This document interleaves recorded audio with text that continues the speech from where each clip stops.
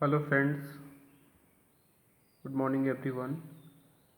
Friends, पिछले lecture में हमने अमेरिकन मॉडल की चर्चा की और आज के इस लेक्चर में हम ब्रिटिश मॉडल की चर्चा करेंगे। फ्रेंड्स, सबसे पहले आइए समझते हैं ब्रिटेन के संविधान के बारे में।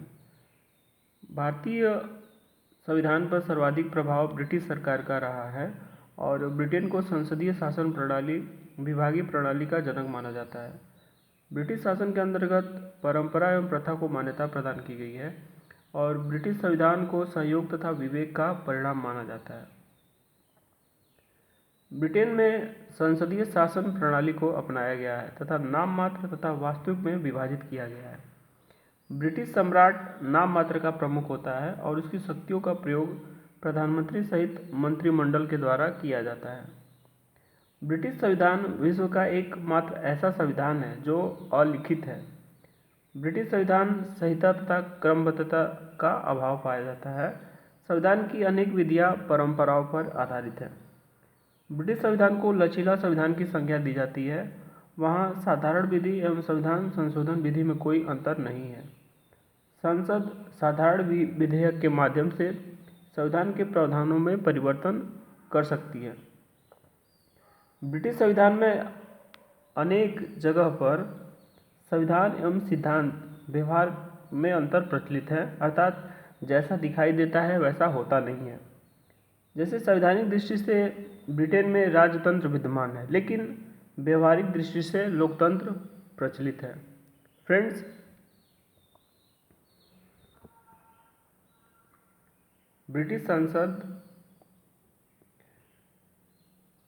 ब्रिटेन में संसद की सर्वोच्चता विद्यमान है तथा ब्रिटिश संसद विश्व की सर्वाधिक शक्तिशाली संसद है, जिसकी शक्तियों पर कोई प्रतिबंध आरोपित नहीं है। डी लोम के अनुसार ब्रिटिश संसद सब कुछ कर सकती है सिवाय एक पुरुष को महिला बनाने के अथवा महिला को पुरुष बनाने के। ब्रिटिश संसद द्वारा बनाई गई विधियों को न्यायपालिका के द्वारा समीक्षा नहीं की जा सकती, इसलिए ब्रिटेन में संसदीय सर्वोच्चता कायम है। फ्रेंड्स, अगर ब्रिटिश संविधान में अगर हम नागरिकता की बात करें तो ब्रिटिश संविधान के द्वारा अमेरिका आदि की तरह दोहरी नागरिकता के स्थान पर एकल नागरिकता को मान्यता प्रदान की गई है और व्यक्ति केवल ब्रिटेन का नागरिक है। ब्रिटिश संविधान के द्वारा एकात्मक शासन का अनुकरण किया गया है, जिसके अंतर्गत समस्त शक्तियाँ केंद्र को प्रदान की गई हैं। राज्य एवं स्थानीय निकाय अपनी शक्तियाँ संविधान के स्थान पर केंद्र से प्राप्त करते हैं, अर्थात राज्य जो है केंद्र पर निर्भर हैं। ब्रिटिश शासन राजतंत्र कालीन प्रजातंत्र का सम्मिश्रण है। ब्रिटेन में राजशाही विद्यमान है। उच्च सदन में सदस्यों का चयन वंशानुगत आधार पर किया जाता है। वहाँ निम्न सदन में सदस्य जनता के द्वारा चुन करके आते हैं।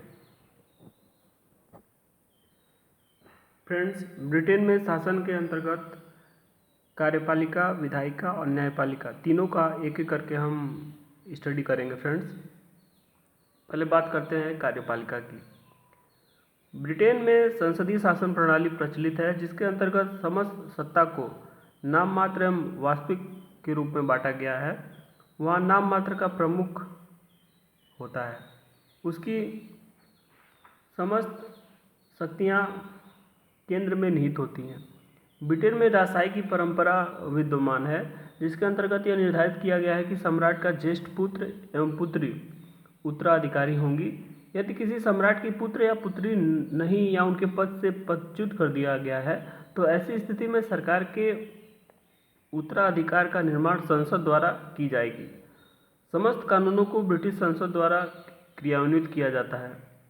तीनों सेनाओं के प्रमुख राजदूतों एवं वाणिज्यिक दूतों की नियुक्ति की जाती है और ब्रिटिश नागरिकों को सम्राट के द्वारा उपाधियां प्रदान की जाती हैं। सम्राट के द्वारा संसद में संदेश भेजा जाता है। वह संसद में अधिवेशन को बुलाता है। संसद में न होने की स्थिति में अध्यादेश जारी करता है। सम्राट के द्वारा निम्न सदन को विघटित भी किया जा सकता है। संसद द्वारा पारित सभी विधेयक संसद की सहमति से अधिनियम का रूप ग्रहण करते हैं। ब्रिटेन में सम्राट को न्याय का स्रोत माना जाता है और सम्राट के द्वारा ही न्यायाधीशों की नियुक्ति की जाती है एवं न्यायाधीश को उनके पद से हटाया जाता है। सम्राट किसी भी अपराधी को दंड कम कर सकता है, रोक सकता है अपराधी को पूर्ण क्षमादान की शक्ति निहित है। सम्राट के द्वारा सभी कार्यों का संपादन मंत्रिपरिषद की सलाह पर किया जाता है, जिसका अध्यक्ष प्रधानमंत्री होता है। सदन में बहुमत दल के नेता की नियुक्ति प्रधानमंत्री के रूप में की जाती है और प्रधानमंत्री और मंत्रिपरिषद अपने पद पर बने रहते हैं जब तक कि निम्न सदन का बहुमत बना रहता है। फ्रेंड्स, ये हमने चर्चा की कार्यपालिका की, और नेक्स्ट अब हम चर्चा करेंगे व्यवस्थापिका की। फ्रेंड्स, इसमें संसद दो भागों में बटा होता है, राज्यसभा और कॉमन कोर्ट सभा। ठीक है, तो सबसे पहले हम बात करते हैं राज्यसभा की। इसके द्वारा ब्रिटेन में द्वितीय उच्च अस्थायी सदन की भूमिका का निर्वहन किया जाता है। राज्यसभा गैर निर्वाचित संस्था है जिसके सदस्यों की संख्या निश्चित नहीं है। प्रधानमंत्री की सिफारिश पर सम्राट जितनी जरूरी समझे उतने लोगों को नियुक्त कर सकता है। इसकी सदस्यता का मुख्य कार्य वंशानुगत है। 1999 में ट्रानी ब्लेयर की सरकार को वंशानुगत आधार पर राज्यसभा का पद समाप्त कर दिया गया, अर्थात वर्तमान में वंशानुगत आधार पर लॉर्ड की नियुक्ति नहीं की जाएगी। वर्तमान में राज्यसभा में आध्यात्मिक लॉर्ड एवं आजीवन पीयर नियुक्ति किया गया। राज्यसभा का मुख्य पदाधिकारी लॉर्ड चांसलर होता है जो कैबिनेट का सदस्य होता है। लॉर्ड कैबिनेट की मुख्य भूमिका दीवानी अथवा फौजदारी मामले में सर्वोच्च अपीली न्यायालय के रूप में है। राज्यसभा में 12 विधि लॉर्ड होते हैं। जब राज्यसभा अपील के उच्चतम न्यायालय के रूप में कार्य करती है तो उस समय केवल राज्यसभा में लॉर्ड चांसलर एवं विधि सदस्य ही उपस्थित होते हैं। राज्यसभा की स्थिति प्रथम सदन की तुलना में कमजोर होती है। धन विधेयक को उसके द्वारा मात्र 1 माह के लिए रोका जाता है। इस अवधि में धन विधेयक को राज्यसभा के द्वारा पारित नहीं किया गया तो दोनों सदनों से पारित मान लिया जाता है। साधारण विधेयक के द्वारा राज्यसभा को केवल 1 साल के लिए रोका जा सकता है। यदि प्रथम सदन के द्वारा दोबारा सदन पारित किया जाता है तो ऐसी स्थिति में दोनों सदनों से विधेयक पारित किया माना जाता है, अर्थात ब्रिटेन में भारत की तरह संयुक्त बैठक का प्रावधान नहीं किया गया है। अब हम बात करते हैं कॉमन सभा यानी कि लोक सदन की। यह ब्रिटेन में प्रथम निम्न अस्थायी महत्वपूर्ण सदन की भूमिका का निर्वहन करती है। वर्तमान में इसके कुल सदस्यों की संख्या 650 है। कॉमन सभा के सभी सदस्य वयस्क मताधिकार के रूप में जनता के द्वारा अप्रत्यक्ष रूप से चुने जाते हैं।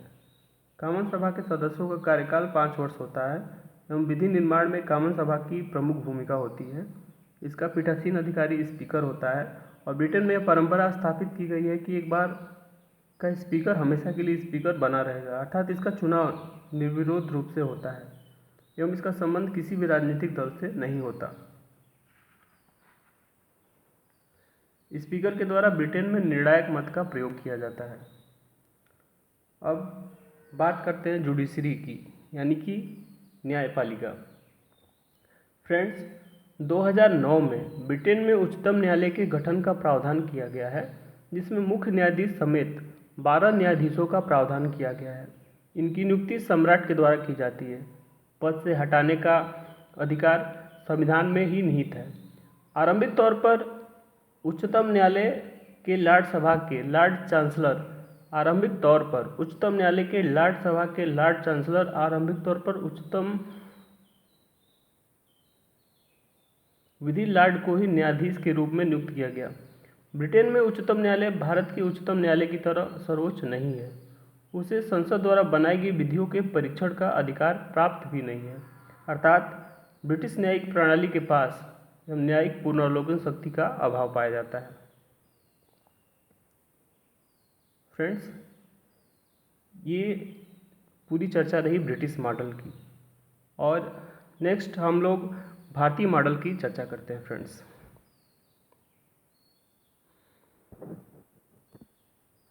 फ्रेंड्स, भारतीय मॉडल यूएसए मॉडल और यूके मॉडल दोनों का संयोग है।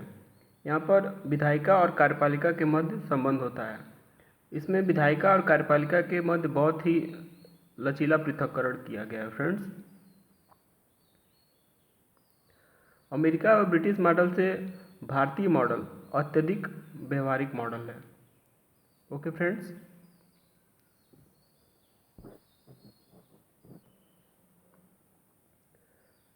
फ्रेंड्स, शक्ति पृथक्करण के सिद्धांत का विकास नागरिक अधिकारों की रक्षा के लिए मॉन्टेस्क्यू द्वारा किया गया। इसके द्वारा कार्यपालिका, विधायिका और न्यायपालिका की शक्तियाँ अलग अलग अंगों में निहित की जाती हैं। वे अपने क्षेत्र में निरंकुश न हो, इसके लिए अवरोध एवं संतुलन का प्रयोग किया जाता है। शक्ति पृथक्करण का अमेरिकी मॉडल सर्वाधिक कठोर है। यह विधायिका, कांग्रेस और राष्ट्रपति के मध्य प्रायः इसमें टकराव पाया जाता है। क्योंकि कठोर पृथक्करण के कारण प्रायः टकराव पाया जाता है, कठोर पृथक्करण के कारण सहयोग का अभाव होता है। कठोर पृथक्करण के कारण न्यायपालिका की स्वतंत्रता अमेरिका की देन है। ब्रिटिश मॉडल सर्वाधिक लचीला मॉडल है। यह कार्यपालिका एवं विधायिका के मध्य घनिष्ठ संबंध एवं सहयोग पर आधारित है, जिसे सहयोग के समन्वय का सिद्धांत कहते हैं।